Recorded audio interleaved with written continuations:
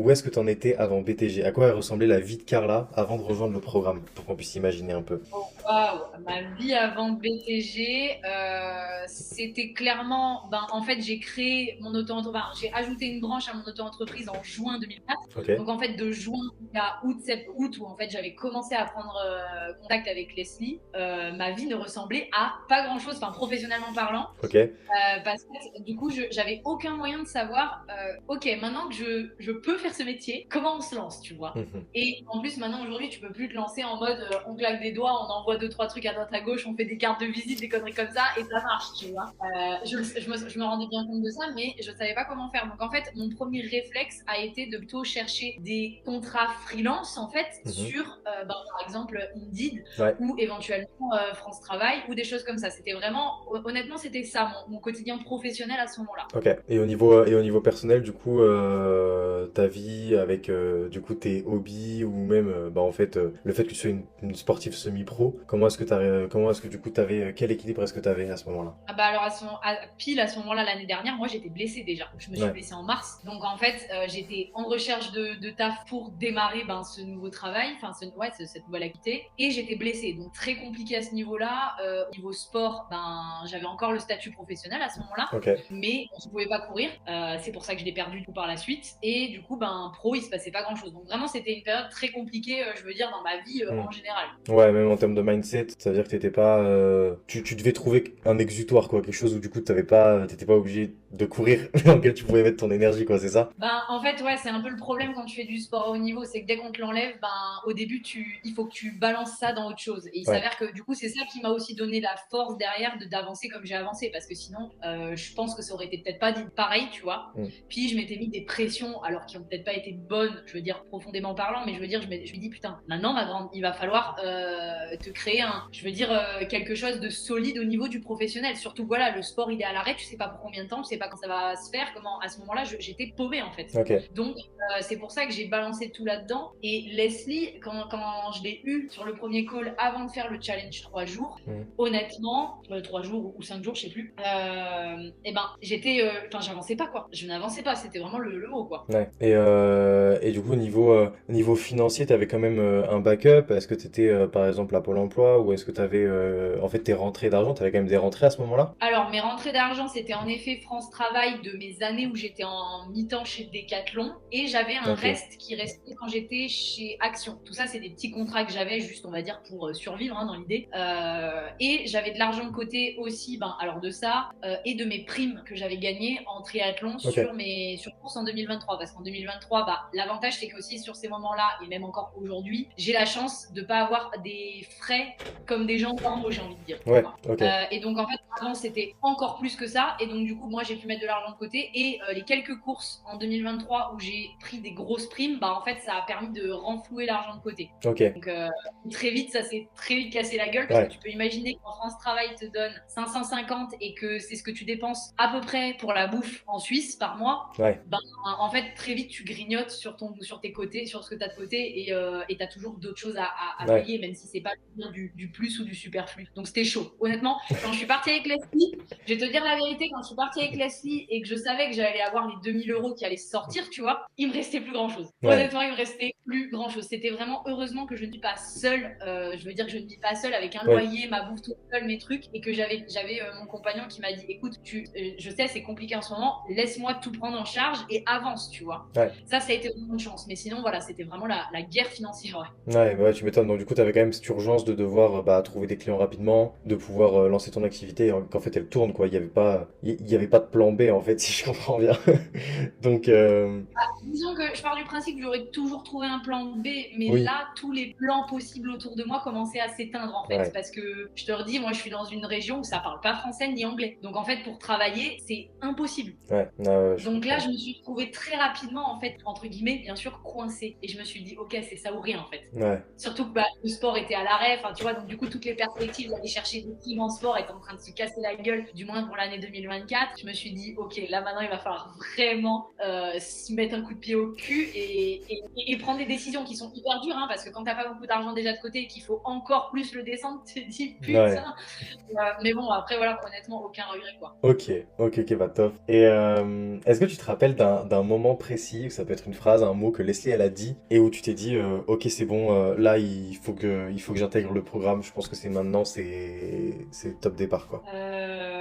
Pas une phrase précise parce qu'en fait le fait d'avoir fait le challenge 3 jours Ouais. ça m'avait déjà mis dans le délire et en plus honnêtement je pense pas être une personne même avant ça pas éduquée sur le fait qu'il fallait que j'investisse sur moi tu vois. Hmm. J'avais quand même quelque chose là-dessus qui me disait ouais aujourd'hui en fait dans ce monde là si tu n'investis pas sur toi tu n'avanceras pas. Je me rendais compte de ça, j'avais juste des peurs forcément qui étaient encore présentes et des croyances limitantes qui étaient logiques. Mais en fait honnêtement c'est tout le cheminement que j'ai suivi avec elle, c'est-à-dire ben je l'ai eu en call rapidement mais finalement on s'est pas dit grand chose ce jour-là. J'ai eu le challenge de 3 jours et ensuite je l'avais revu ben, pour ben, les calls qu'elle lançait juste après le challenge en Ouais. fait. Et je pense que avec le challenge et tout ce qu'elle et l'énergie qu'elle m'a envoyée parce que moi je suis très réceptive aux gens qui vont être très dynamiques, très énergiques et un peu violents dans leur façon de faire.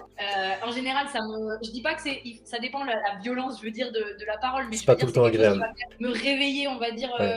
dans un bon sens et du coup ben c'est pour ça que moi j'ai aussi pris cet appel à la fin et je l'ai pas pris juste pour dire on verra bien tu vois. Hmm. Dans l'idée c'était quand même beaucoup plus clair dans ma tête. Honnêtement je pourrais pas dire qu'il y a une phrase ou un mot vraiment qui m'a marqué parce que c'est vraiment tout le cheminement que j'ai Hmm. suivi qui m'a quand même mis dans le truc que ok c'est maintenant que jamais tu vois. Ok, ouais, je comprends.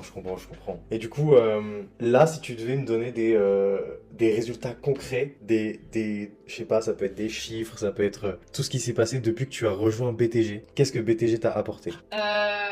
BTG, qu'est-ce que ça m'a apporté? Alors, plein de choses. Déjà, ça m'a apporté vraiment en tant que personne, ça m'a apporté énormément de choses sur apprendre à me connaître dans le domaine professionnel. Parce que Hmm. finalement, à 28 ans, moi, j'ai appris à me connaître dans le domaine du sport et dans le dépassement de soi, je veux dire plutôt physique, même mental aussi, bien sûr, mais Ouais.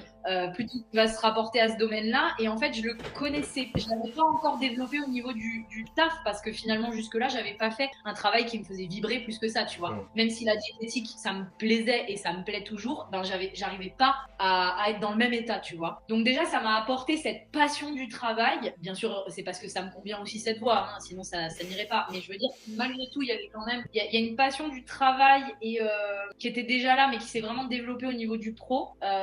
J'ai appris à me connaître aussi là-dedans et voir ben, comment je pouvais pousser en fait, hein, clairement, parce que moi j'adore, si je peux prendre les curseurs et tous les mettre au taquet, je vais le faire, tu vois. Mais là, j'ai vraiment appris à le faire avec vous et ça, c'était vraiment cool. J'ai appris aussi à structurer un business parce que finalement, tu sors de ton école, tu sors de ta formation, de ta certification, de ce que tu veux, tu sais pas ce que c'est structurer un Hmm. business, tu vois ce que je veux dire. Donc déjà, j'ai appris vraiment quelque chose qui finalement est complètement parallèle au travail lui-même, à l'activité elle-même, qui est en fait la structuration avant même de pouvoir bosser finalement, tu vois. Donc j'ai vraiment appris cette partie-là qui est primordiale hein, et je m'en rends compte tous les jours. Ça m'a apporté, ben, évidemment, si on doit parler de chiffres, bah, ça m'a apporté des clients bah, petit à petit. Je me suis aussi cassé la gueule hein, sur plein de R1, sur des R2, sur des trucs comme ça. Mais en vrai, voilà, ça m'a apporté des clients, ça m'a apporté des revenus qui ont été tout le temps crescendo jusque-là. On est parti de mon premier contrat que j'avais eu avant de rentrer chez BTG. J'étais à 500 euros par mois avec ce tra-là. Bon, ça me permettait de m'aligner avec France Travail finalement, Ouais. tu vois.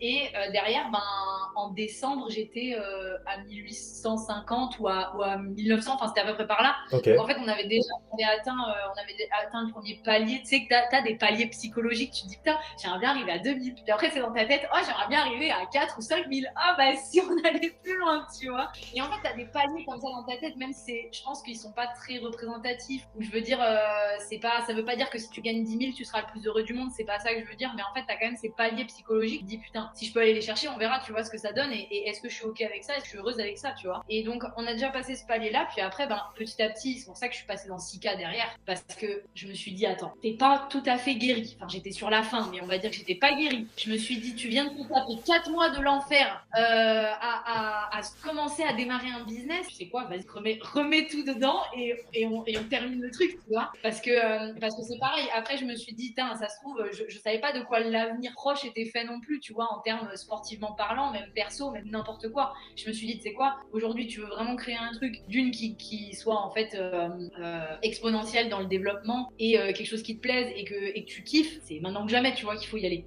Donc c'est pour ça que j'ai enclenché sur Sika parce que je me suis dit, ok, quoi, je pense qu'il faut aller plus loin et j'avais aucun doute sur le fait qu'on allait le faire, tu vois. Donc non, voilà, ça m'a apporté ça. Et puis franchement, ça m'a apporté, c'est presque trop maintenant, ça m'a apporté la culture d'investir sur moi. Honnêtement, aujourd'hui, tu me poses la question, est-ce que là, tu réinvestirais sur toi? Mais putain, mais je peux te faire une liste de quoi j'ai envie d'investir aujourd'hui. J'aimerais tout investir en même temps, mais je ne peux pas. Je peux pas. Honnêtement, maintenant, je suis devenue une grande fan de ça, tu vois. Mais pas forcément que pour mon business, tu vois. Ouais, pour tout. Que ce soit pour personne, par exemple, je vous ai parlé de la fiscalité parce que honnêtement, je pense qu'il y a énormément de choses à faire sur la fiscalité et qu'on nous dit clairement pas tout. Ça, j'aimerais me faire accompagner. J'aimerais me faire accompagner aussi sur une partie préparation mentale, mais très, très, très particulière, qui est sur 3 mois et je pense qui est très puissante et qui accessoirement m'aiderait grave dans mon métier aussi, tu vois. Bien sûr. Ça, et j'aimerais me faire accompagner aussi pour faire de l'investissement financier sur les marchés. Voilà, donc c'est investir pour investir pour investir. En vrai là, j'ai plus de limites. Oh, bah, c'est trop bien. Je peux pas tout faire en même temps, mais même financièrement parlant, je veux dire, là, j'ai quand même sorti beaucoup d'argent, ce qui est logique, tu vois, ce qui est normal, pour en rentrer aussi beaucoup. Et voilà, j'ai envie d'investir sur tout ça par la suite pour, ben voilà, que ce soit personnel, professionnel ou c'est un quoi, ben ouais. Ok, putain, c'est ouf. Donc ça veut dire que, en gros, avant BTG, t'étais à 500. Après BTG, du coup, t'as réussi à atteindre les 2000, c'est ça que tu me dis? Ouais, à peu près, ouais, on était pas loin. Ok, et c'est à partir de ces 2000-là que du coup tu t'es dit, bah allez, je vais rejoindre encore plus le programme Sika pour pouvoir aller chercher encore plus. Et surtout, ta problématique, c'était de te libérer plus de temps. Ouais, clairement, clairement. Et puis, mais me libérer du temps en ayant une activité, je veux dire, qui rapporte quelque chose et pas gagner 1000 balles et que ça me serve à rien ou du moins du coup que je galère derrière, tu vois. C'était le but aussi, honnêtement, c'est aussi. Ok, et est-ce que t'as un élément qui t'a le plus marqué dans le programme ou en fait, depuis que tu nous connais, Leslie et moi, est-ce qu'il y a un moment qui vraiment t'a marqué, que ce soit dans BTG ou alors dans Sika ou même les deux? Si t'as deux steps qui vraiment pour toi ont Ouais, été. ouais. Qu'est-ce qui m'a marqué? Je sais pas s'il y aurait un truc vraiment très précis, mis à part ben, quelque chose qu'on avait déjà évoqué tous les trois ensemble.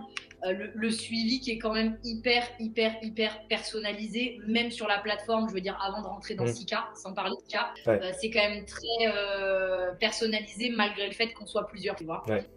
Donc ça reste quand même clairement une valeur ajoutée de ouf, quelque chose que tu pas aujourd'hui dans tous les coachings, loin de là même, comme on avait dit. Qu'est-ce qui m'a marqué? Honnêtement, presque tout, parce que finalement c'était la première fois que je rentrais vraiment dans un truc comme ça pour développer un business. Donc finalement je découvrais aussi ce genre d'approche et ce genre de coaching et ouais c'est ça, de formation en fait. Enfin ouais, on peut le dire comme ça, ouais c'est ça. Donc ouais non, moi je dirais vraiment le truc qui m'a le plus marqué et finalement le plus plu, c'est cet accompagnement personnalisé même quand on était beaucoup, enfin Ouais. ensemble. Et après bon bah Sika forcément là on était ouais, j'étais toute seule quoi. C'était 2v1. Donc non ça clairement ça c'est vraiment un gros point qui a été honnêtement hyper top quoi. Parler du reste bien sûr. Ok.